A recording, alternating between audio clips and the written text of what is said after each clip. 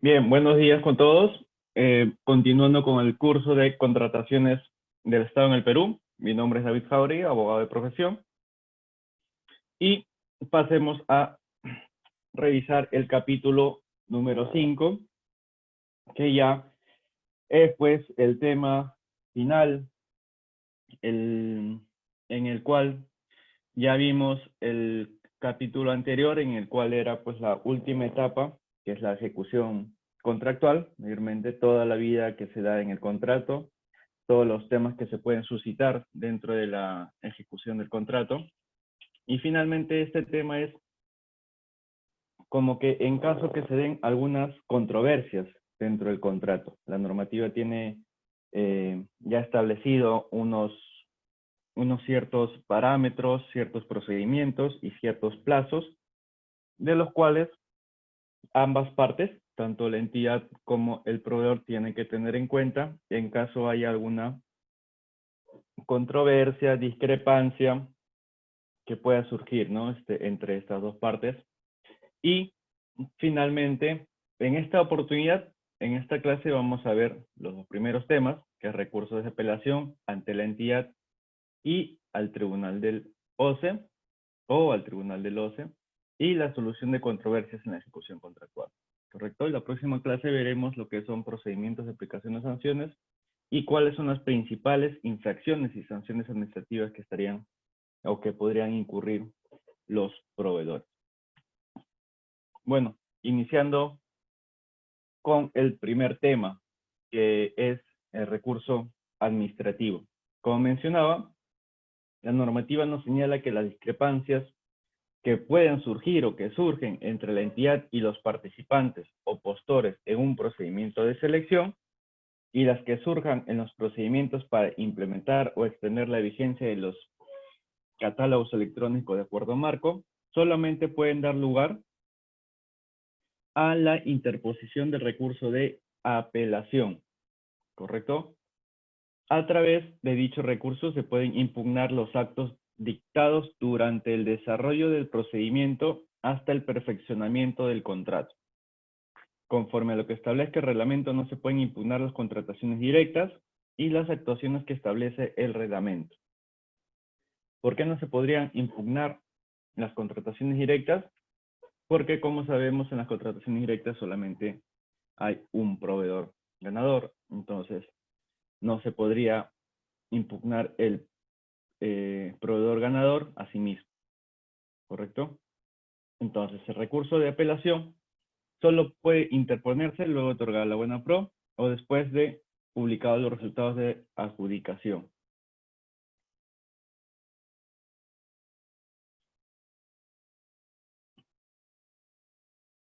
En los procedimientos para implementar o extender la vigencia de los catálogos. El recurso de apelación es conocido y resuelto por el Tribunal de Contrataciones del Estado cuando se trate de procedimiento de selección cuyo valor estimado o valor referencial sea superior a 50 UIT y de procedimientos para implementar o extender la vigencia de los catálogos electrónicos de acuerdo marco.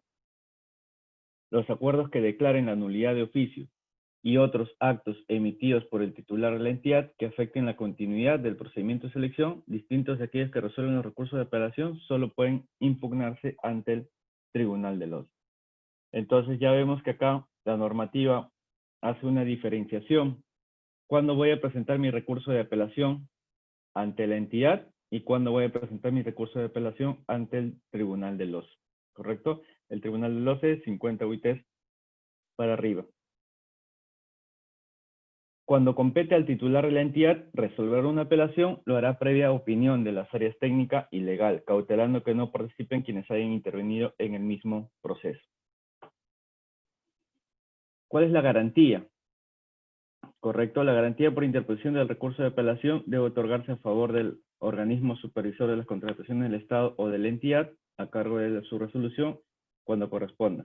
El monto de la garantía es de hasta 3% del valor estimado o valor referencial del procedimiento de selección o del ítem que se decida impugnar. La resolución que resuelve el recurso de apelación agota la vía administrativa La interposición de la acción contenciosa procede contra lo resuelto en última instancia administrativa sin suspender su ejecución. La competencia en los procedimientos de selección, según relación de ítems, incluso los derivados de uno desierto, el valor estimado o valor referencial total del procedimiento original determina ante quién se presenta el recurso de apelación, ¿correcto? Esto es, nos vamos a guiar, en este caso, en su mayoría, por el valor referencial. Si es 50 a más, 50 UIT a más, entonces lo interponemos ante el Tribunal de Los. Si es 50 a menos, ante la misma entidad, ¿correcto? Hay actos que no son impugnables, ¿ok? ¿Qué actos no son impugnables? Las actuaciones materiales relativas a la planificación de las contrataciones. ¿Qué son las planificaciones de contrataciones? Por ejemplo, el programa, el PAC, el Plan Anual de Contrataciones, ¿correcto? El Plan Operativo Institucional, el POI. Entonces, son todas las actuaciones que vimos en la primera y segunda clase, si más no recuerdo, en las cuales son actuaciones internas de la entidad. Es decir, todas las actuaciones que hace la entidad antes de convocar a un procedimiento de selección en el SEAS, ¿correcto? Antes de lanzar el procedimiento al público en general, como podría decirse, todas esas actuaciones no son impugnables. B. Las actuaciones preparatorias de la entidad convocante destinadas a organizar la realización del procedimiento de selección. De la misma manera, las bases administrativas, el estudio de mercado que realiza, etcétera. Los documentos del procedimiento de selección y o su integración. Las actuaciones materiales referidas al registro de participantes. Las contrataciones directas, como mencioné. Y el principal motivo de las contrataciones directas es porque siempre va a haber solamente un participante. Y como vamos a ver más adelante, no puede impugnar el mismo postor ganador. ¿Correcto? Declaratoria de nulidad. Esta figura, vamos a tratar rápidamente. La entidad puede declarar la nulidad de oficio en algunos casos. Entonces, vemos que el tribunal, primero vamos a señalar que el Tribunal de Contrataciones del Estado, en los casos que conozca, declara nulos los actos expedidos. Cuando hayan sido dictados por órgano incompetente, 1. Cuando contravengan las normas legales, 2. Contengan un imposible jurídico, 3. O prescindan de las normas esenciales del procedimiento o de la forma prescrita por la normativa aplicable, 4. 4 formas en las cuales el tribunal puede declarar la nulidad, debiendo expresar en la resolución que expida la etapa en la que se retrotrae el procedimiento de selección o el procedimiento para implementar o extender la vigencia de los catálogos electrónicos de acuerdo marco. ¿Correcto? En caso del titular de la entidad.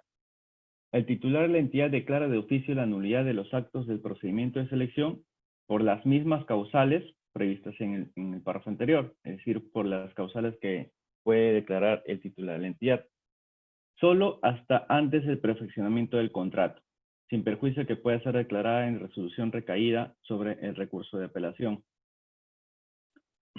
Después de celebrado el contrato, es lo que vamos a ver ahorita, la entidad puede declarar la nulidad de oficio en los siguientes casos. Literal A, por haberse perfeccionado en contravención con el artículo 11. Es decir, los contratos que se declaren nulos en base a esta causal no tienen derecho de retribución alguna con cargo al Estado, sin perjuicio de responsabilidad de los funcionarios y servidores de la entidad, conjuntamente con los contratistas que celebraron irregularmente el contrato. En este artículo 11 de la ley, como recordamos, son los impedimentos que tienen los contratistas, postores, subcontratistas para perfeccionar o para participar en las contrataciones públicas. ¿Correcto? El literal B, cuando se verifique la transgresión del principio de presunción de veracidad durante el procedimiento de selección o para el perfeccionamiento del contrato previo descargo.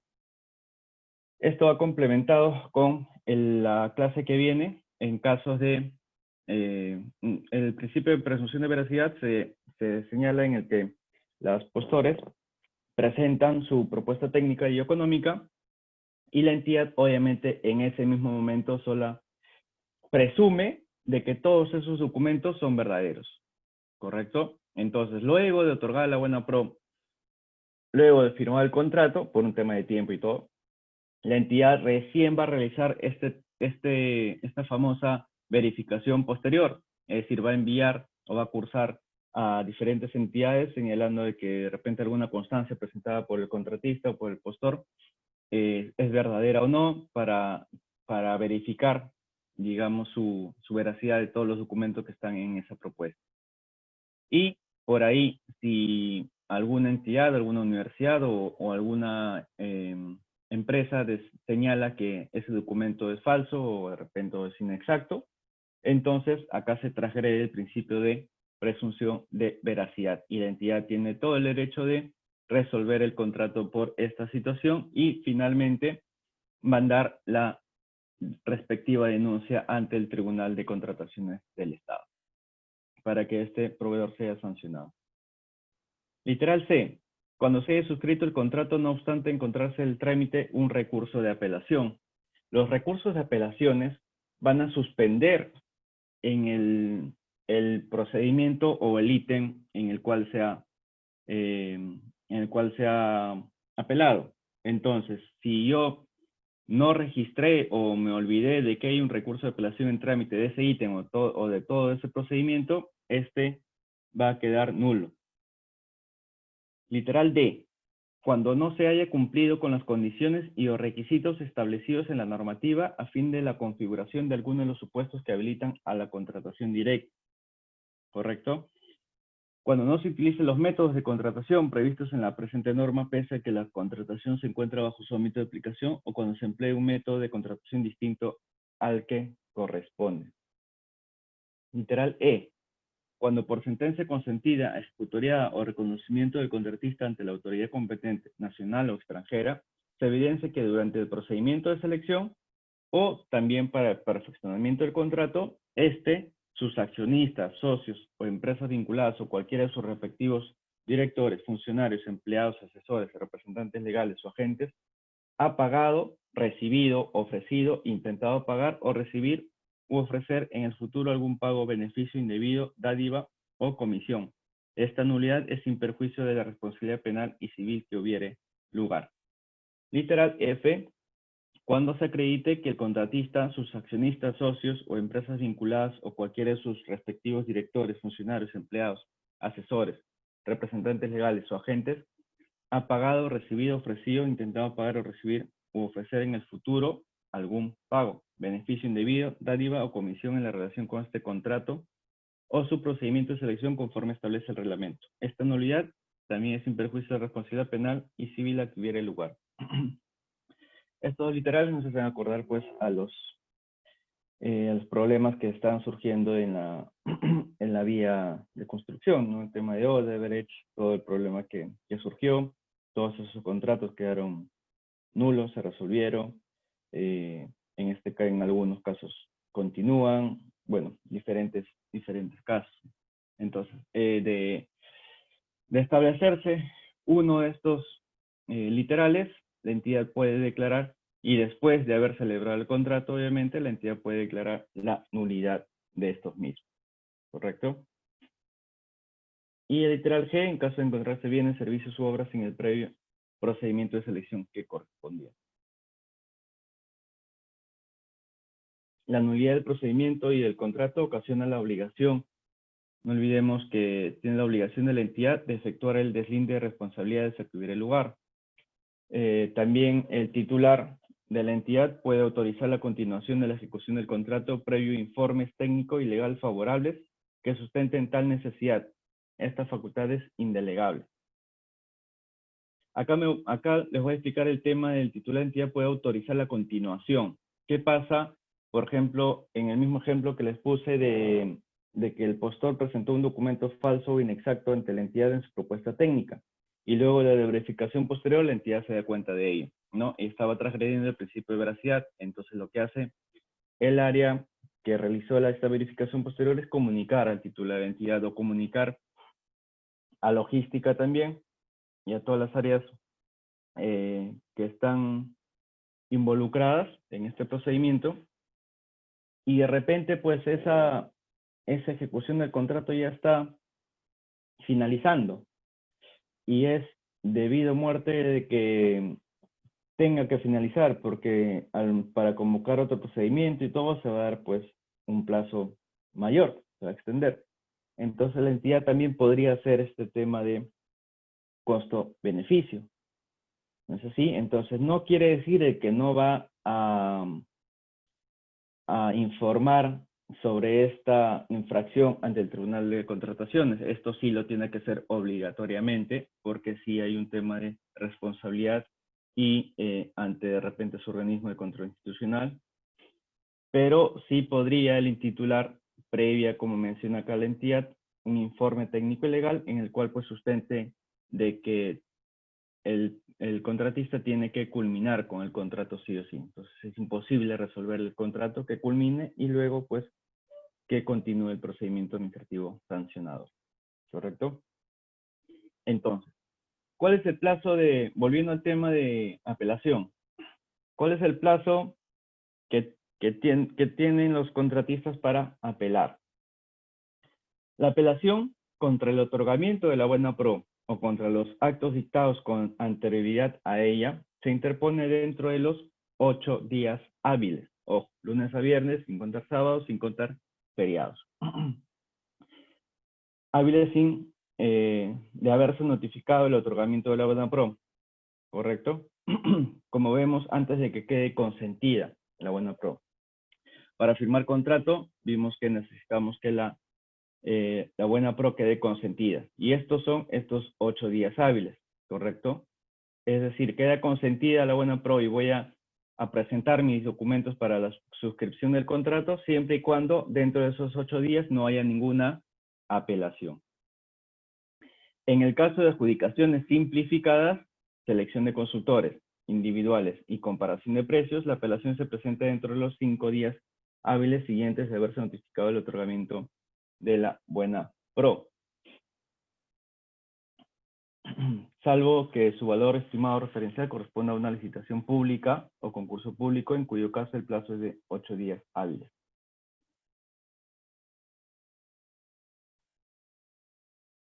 Como mencioné, ¿cuál es el efecto que genera este tipo de apelación? La interposición de recurso de apelación suspende el procedimiento de selección. Si el procedimiento de selección fue convocado según relación de ítems, la suspensión afecta únicamente el ítem impugnado. Es decir, una entidad convoca por 10 ítems y solamente yo de repente gano 2 ítems, gano 3 ítems y uno de ellos me impugna.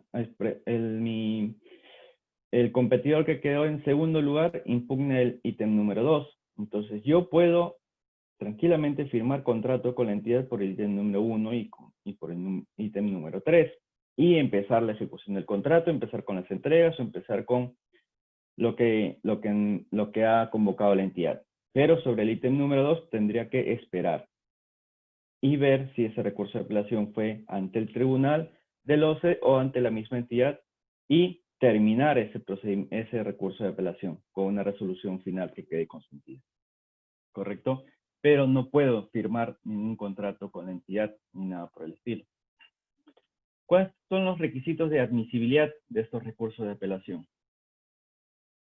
Tiene que cumplir con los siguientes requisitos. Primero, ser presentado ante la unidad de trámite documentario de la entidad o mesa de partes del tribunal, según corresponda, ¿correcto? El recurso de apelación dirigido al tribunal puede presentarse ante las oficinas desconcentradas también del OCE, ¿no? A las que derivan a la mesa de partes del tribunal al día siguiente de su recepción. Identificación del impugnante, debiendo consignar su nombre y número de documento oficial de identidad o su denominación o razón social y número de registro único de contribuyentes, según corresponde. En caso de actuación mediante representante, se acompaña la documentación que acredite tal representación. Y tratándose de consorcios, el representante común interpone el recurso de apelación a nombre de todos los consorciados. Literal C. identificar la nomenclatura del procedimiento de selección del cual deriva el recurso. D, el petitorio. Es decir, que comprende la determinación clara y concreta de lo que se los solicita y sus fundamentos. Literal E, las pruebas instrumentales pertinentes. F, la garantía, como mencionamos el 3%, la garantía por interposición del recurso. Copia simple de la promesa formal de consorcio cuando corresponda. Y la firma del impugnante o de su representante. En caso de consorcios, basta la firma del representante común señalado como tal en la promesa de consorcio. ¿Cuál es este trámite de admisibilidad? Es decir, ¿qué pasa para yo, mesa de partes, admitir interposiciones, este recurso de apelación? Independientemente, ¿no?, de que sea presentado ante la entidad o ante el tribunal, el trámite de admisibilidad de recurso es el siguiente. El análisis referido a la conformidad de los requisitos de admisibilidad se realiza en un solo acto, es decir, al momento de la presentación de recurso de apelación, y lo realiza la unidad de trámite documentario o mesa de partes del tribunal o las unidades desconcentradas, como mencioné. Los requisitos de admisibilidad indicados en los literales C y H, es decir, el identificar la nomenclatura del procedimiento de selección, y el H era la firma del impugnante, ¿correcto? El C y H. Del artículo precedente es subsanada por el apelante dentro del plazo máximo de 2 días hábiles. Sí, si hay esto puede omitirse al momento de presentar la apelación y luego ya dentro de los 2 días hábiles sustentar de repente el petitorio y poder firmar. Es subsanable por 2 días hábiles. Transcurrido el plazo indicado en el literal anterior sin que se verifique el cumplimiento de los requisitos previstos en el mismo, el recurso de apelación se considera como no presentado.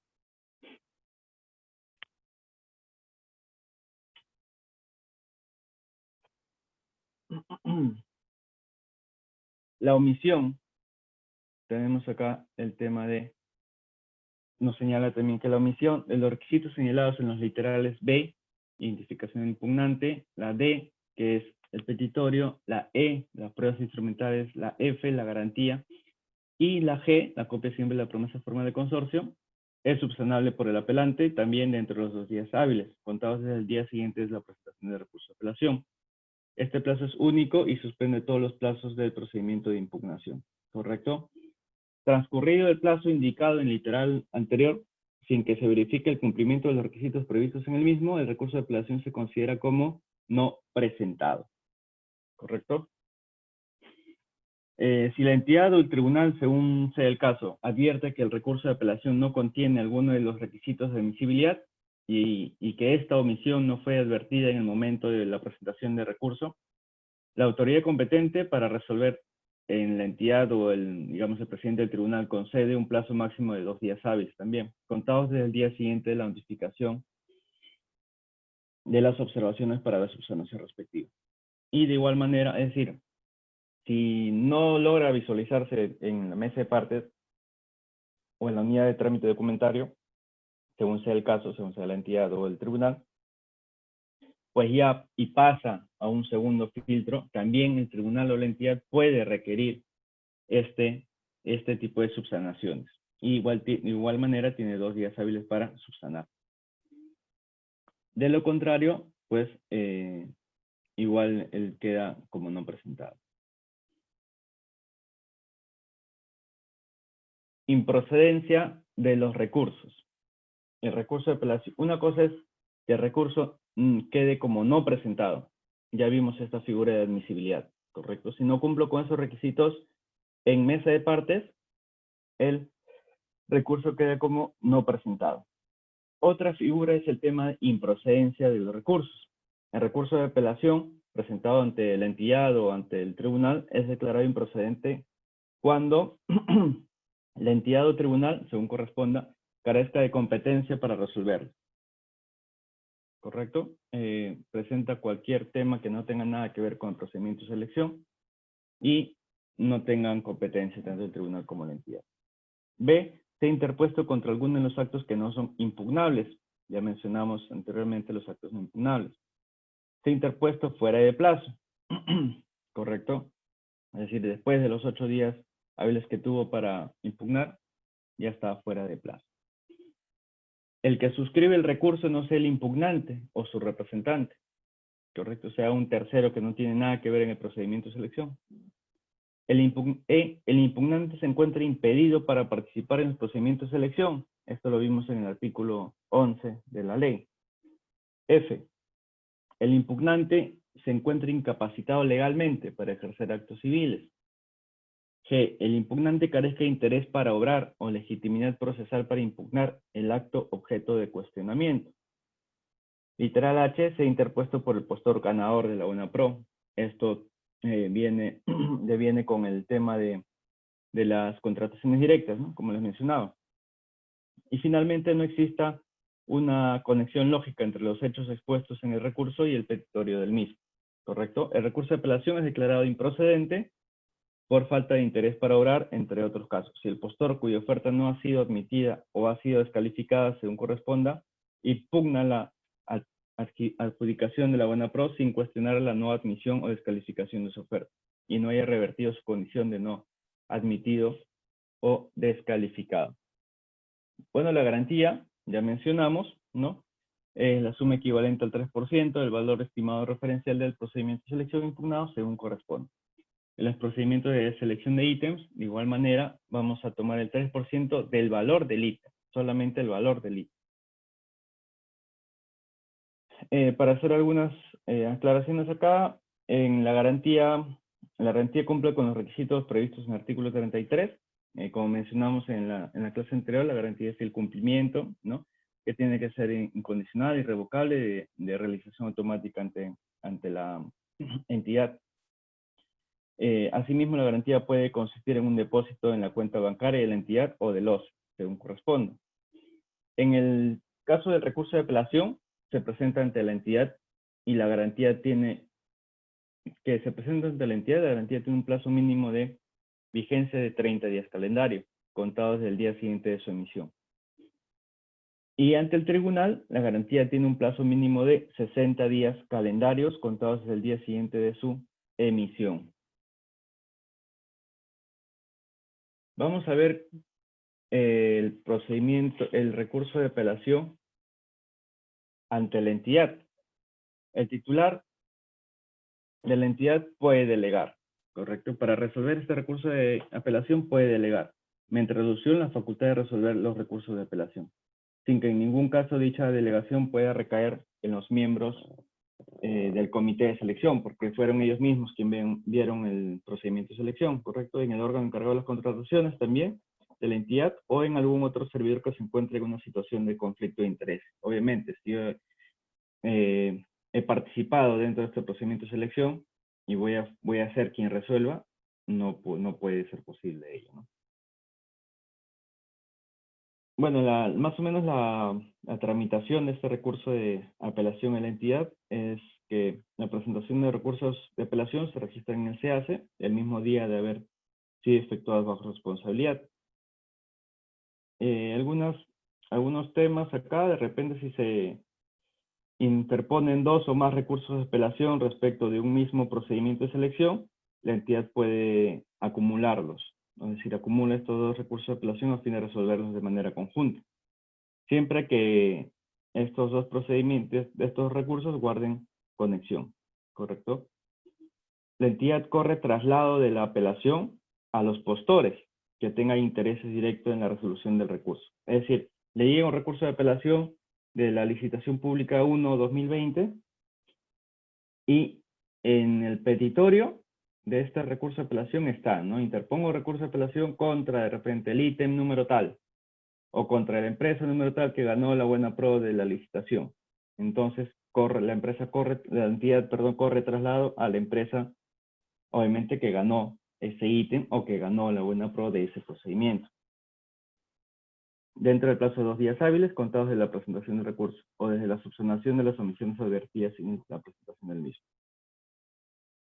El postor, es decir, el postor o los postores emplazados que, o sea, yo gané la UNAPRO y pasaron 5 días de otorgamiento de la UNAPRO y la entidad pues me avisa me notifica de que esa buena pro ha sido, hay un recurso de apelación respecto a ese ítem o a ese procedimiento de selección, ¿correcto? Yo puedo absolver el recurso el traslado del recurso interpuesto en un plazo no mayor a 3 días hábiles, contados a partir del día siguiente notificado a través del SEAS. Dentro de estos 8 días hábiles que yo espero para firmar contrato, de repente al sexto o séptimo, en el SEAS tiene que registrarse recurso de apelación en curso, algo así. Entonces yo ya sé de que hay un recurso de apelación sobre ese ítem. Entonces tengo 3 días hábiles para poder absolver ese traslado.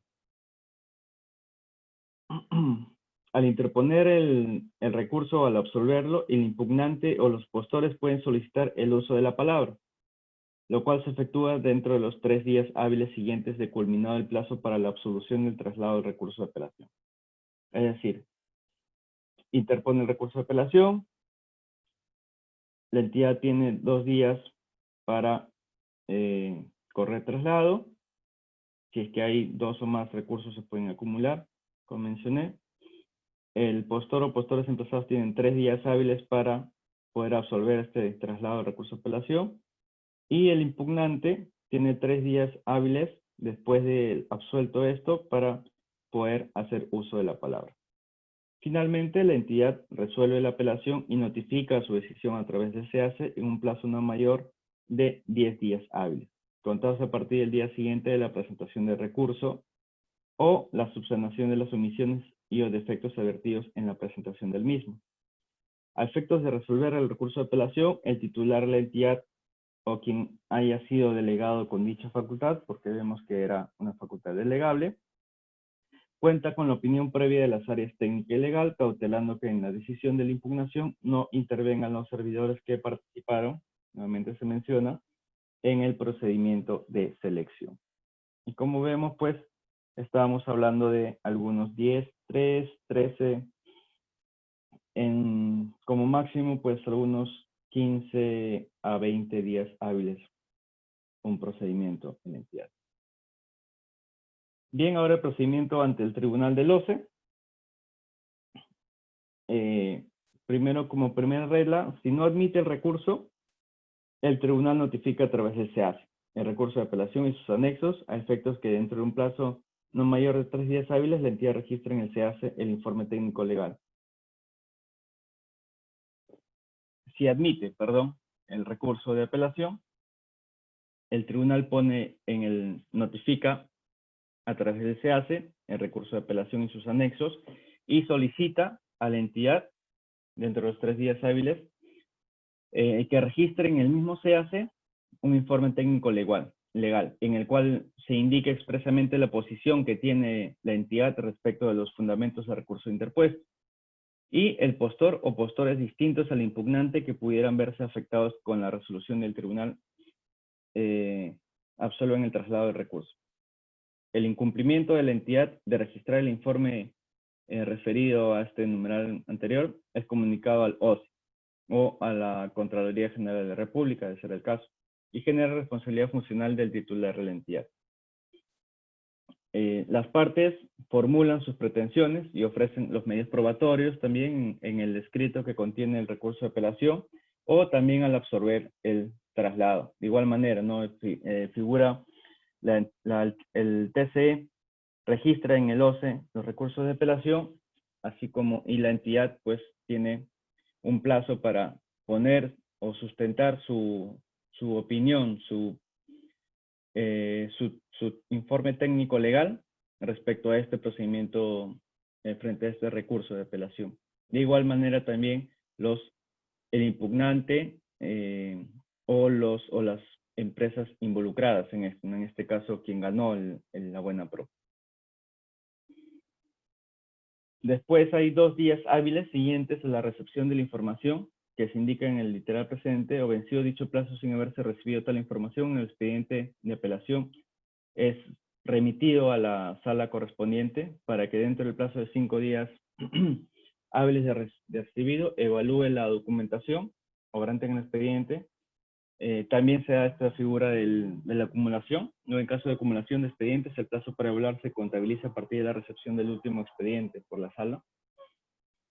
La sala puede solicitar también información adicional al impugnante o terceros a fin de recabar la documentación necesaria para mejor resolver antes y o luego de realizar la respectiva audiencia pública. El pedido de información adicional y o programación de audiencia pública prorroga el plazo total de la evaluación por el término necesario, que el que excede de 10 días hábiles contados desde que el expediente es recibido en sala. El día en que se recibe la información adicional, se realiza la audiencia pública o vence el plazo indicado en el literal D.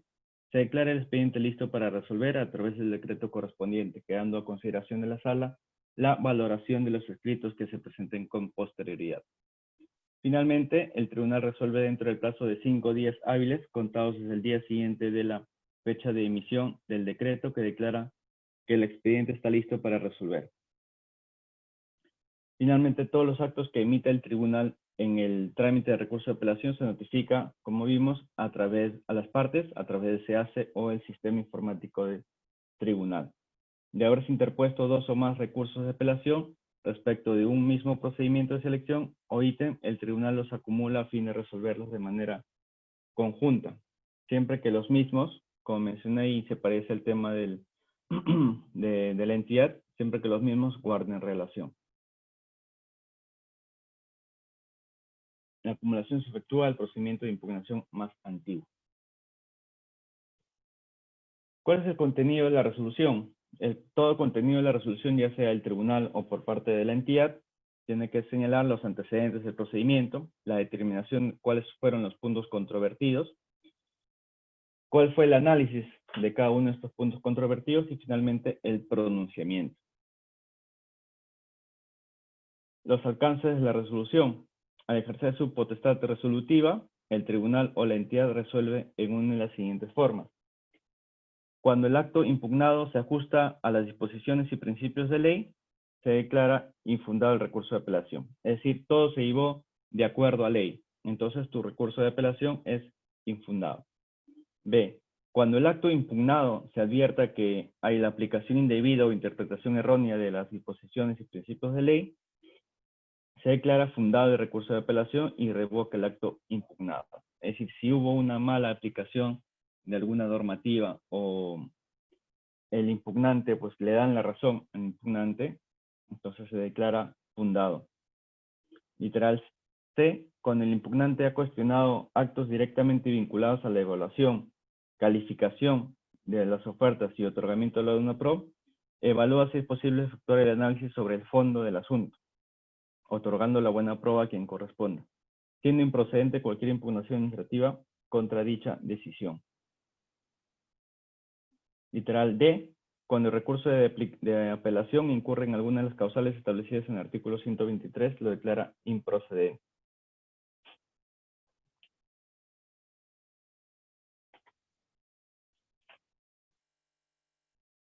Como vemos, el artículo 123, que ya lo vimos, era la improcedencia del recurso de apelación. E, cuando verifique algunos de los supuestos previstos en el numeral 41 de la ley, en virtud del recurso interpuesto de oficio y no sea posible la conservación del acto, declara la nulidad de los actos que correspondan, debiendo precisar la etapa hasta la que se retrotrae el procedimiento de selección, en cuyo caso puede declarar que carece de objeto para pronunciarse sobre el fondo. El cumplimiento de esta resolución dictada por el tribunal. La resolución dictada por el tribunal es cumplida por las partes sin calificarla y bajo sus propios términos. Cuando la entidad no cumpla con lo dispuesto en una resolución del tribunal, se comunica tal hecho a la Contraloría General de la República, sin perjuicio de la responsabilidad que pueda corresponder al titular de la entidad, de ser el caso. Se denuncia a los infractores según lo tipificado en el Código Penal. ¿Qué pasa en el caso del desistimiento? El apelante puede desistirse, ¿no? Como vemos, del recurso de apelación mediante escrito con firma legalizada. ante el notario o ante la Secretaría del Tribunal, según corresponde, siempre y cuando la respectiva solicitud de desistimiento haya sido formulada hasta antes de haberse declarado que el expediente está listo para resolver y no compromete el interés público. Tienen un plazo para desistir. El desistimiento es aceptado por el tribunal o la entidad mediante resolución y pone fin al procedimiento de selección. Vamos a ver esta figura más adelante del desistimiento. ¿En qué casos se da el tema de la ejecución y la devolución de esa garantía? Que como vimos, ese era el 3% del valor referencial o del ITE. Cuando el recurso de apelación es declarado infundado o improcedente, o el impugnante se desista, ¿correcto? En estas tres figuras se procede a ejecutar el íntegro de la garantía, ¿correcto? Es infundado porque todo el procedimiento se llevó de acuerdo a la normativa, improcedente por el artículo que vimos en la normativa, el artículo 123, ¿no? Por improcedencia del recurso de apelación, o me desisto. Entonces ahí ejecutan la garantía al 100%. Y me devuelven la garantía al impugnante cuando el recurso se ha declarado fundado en todo o en parte, se declara la nulidad y o que carece de objeto de pronunciarse sobre el fondo del asunto, con posterioridad a la interposición del recurso de apelación, sobreviene un impedimento para contratar con el Estado y opera la denegatoria ficta por no resolver y notificar la resolución dentro del plazo legal. El plazo para la devolución de la garantía es de 5 días hábiles de solicitada. Suspensión del procedimiento. Como hemos venido diciendo, ¿no? A partir de la presentación de este recurso de apelación, deja en suspenso el procedimiento de selección hasta que el recurso sea resuelto, conforme lo establecido en el reglamento, ¿no? Siendo nulos, ojo acá, que son nulos todos los actos posteriores practicados hasta antes de la expedición de la respectiva resolución. Existe una figura de denegatoria ficta. ¿Qué es este caso? En el caso que la entidad o el Tribunal de Contrataciones del Estado, según corresponda, no resuelva y notifique sus resoluciones dentro del plazo que fija el reglamento, los interesados, es decir, el impugnante, deben considerar denegados sus recursos de apelación, ¿correcto? Pudiendo interponer la acción contenciosa administrativa contra la denegatoria ficta dentro del plazo legal correspondiente. En estos casos, la entidad o el Tribunal de Contrataciones también devuelve la garantía presentada por los interesados al momento de interponer su recurso de apelación. La omisión de resolver e identificar el recurso de apelación dentro del plazo establecido genera responsabilidad funcional. Ojo acá, o sea, no basta de que la entidad señale, bueno, no respondemos esta apelación, que declaren pues que el impugnante declare como improcedente y listo. No queda ahí, ¿no? Entonces, esto trae responsabilidad funcional, debiendo procederse al deslinde respectivo al interior del tribunal o a la entidad, según corresponde. Pasemos al agotamiento en la vía administrativa. La resolución, tanto de la entidad como del tribunal, que resuelve el recurso de apelación o la denegatoria ficta, por no emitir e identificar su decisión dentro del plazo respectivo, que vimos en el numeral anterior, agotan la vía administrativa, por lo que no cabe interponer recurso administrativo alguno. Y solo cabe esta figura, la interposición de la acción contencioso administrativa. Cabe únicamente contra la resolución o denegatoria ficta de que agotan la vía administrativa y no suspende lo resuelto por la entidad o por el tribunal. ¿Correcto? Entonces, sale la resolución final de la entidad y o el tribunal según corresponda y no cabe recurso administrativo alguno. Solamente irnos a una acción contencioso administrativa al Poder Judicial. Correcto. Y finalmente tenemos este tema de solución de controversias. En la solución de controversias están ligadas estas dos figuras, tanto de la conciliación como del arbitraje. ¿Correcto? Las controversias que surjan entre las partes sobre la ejecución, interpretación, resolución, inexistencia, ineficacia o invalidez del contrato se resuelven mediante conciliación y arbitraje. Y para conceptualizar estas dos figuras, la conciliación, las partes pueden pactar la conciliación como mecanismo previo al inicio de un arbitraje. La conciliación se solicita ante un centro de conciliación acreditado por el MINJUS, por el Ministerio de Justicia, dentro del plazo de caducidad correspondiente y es llevado a cabo por un conciliador certificado por dicho ministerio. De ser necesario contar con una resolución autoritativa para arribar a un acuerdo conciliatorio, el procedimiento conciliatorio se puede suspender hasta por un plazo de 30 días hábiles, si ambas partes lo acuerdan. Dicho plazo puede ser ampliado por 30 días hábiles adicionales. Si vencidos los plazos señalados, la entidad no presenta la resolución autoritativa ante el centro de conciliación, se entiende que no existe acuerdo y se concluye el procedimiento conciliatorio. Las entidades registran las actas de conciliación con acuerdo total o parcial en el SEAS, dentro de los 10 días hábiles de suscritas bajo responsabilidad. Y finalmente, en caso que el procedimiento conciliatorio concluya con acuerdo parcial o sin acuerdo, las partes pueden resolver la controversia en la vía arbitral. Es decir, primer paso, voy a la conciliación. Si no hay un acuerdo o solamente hay un acuerdo parcial, pueden irse a la vía arbitral. En el caso de acuerdo parcial, el arbitraje solo puede versar sobre la parte controvertida. Esto ya acabamos de ver. En el tema del arbitraje, las partes pueden recurrir al arbitraje ad hoc cuando las controversias deriven de contratos cuyo monto contractual original sea menor o igual a 5 millones de soles. Debe haberse pactado en el convenio arbitral de resolución de un arbitraje institucional. Corresponde a la parte interesada recurrir a la institución arbitral elegida en aplicación del respectivo reglamento arbitral institucional. ¿Qué pasa en los casos de los árbitros? El arbitraje resuelto por árbitro único o por un tribunal arbitral conformado por 3 árbitros, según el acuerdo de las partes. En caso de duda o falta de acuerdo, el arbitraje es resuelto por árbitro único. Tanto el arbitraje institucional como el de ad hoc, la designación del árbitro por parte de la entidad es aprobada por su titular o por el servidor a quien esté ahí delegado tal función, sin perjuicio de la verificación oportuna que realiza la institución arbitral y el contratista. No.